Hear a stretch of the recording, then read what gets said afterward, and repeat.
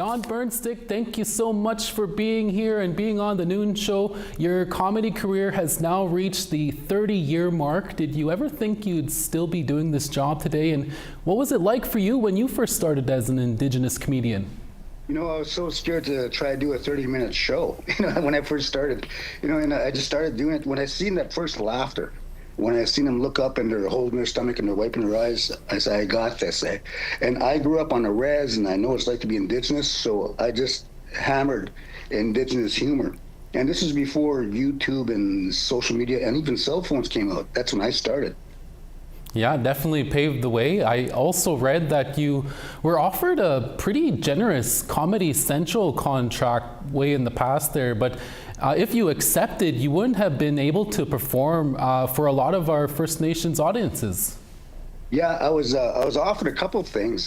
Things were being mentioned like Saturday Night Live, Comedy Central, sitcoms and stuff like that. And I was just starting, and I was like, no way. Like I would have jumped into a pool in a deep end with no life preserver, and I would have had a very short career. I listened to my elders, and the elders said, stay with our people. So I stayed with our people.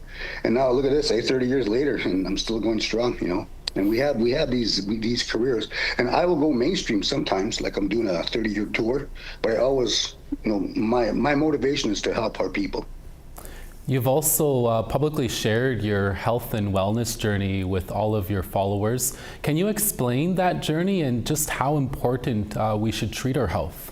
Well, it was a very typical thing, like bad food train, inactivity, and I got really heavy, inactivity, and I was 250 pounds, just obese, all those issues with heart condition and type 2. I was full-blown diabetic, type 2 diabetic.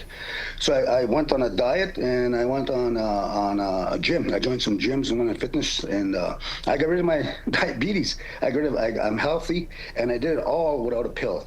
The doctors are really happy. They said you're the first one that has reversed it of their clients, the first one to reverse type 2 diabetes. And for me, I've talked to youth, and they said, I thought it was just part of being Native. You get type 2 diabetes. And we never had this. It was never part of our people.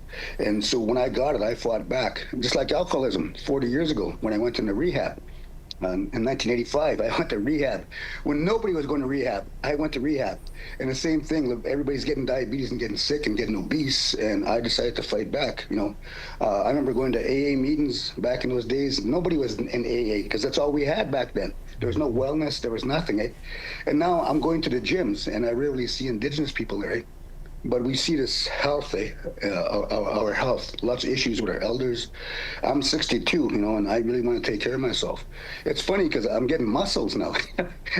I never had muscles before.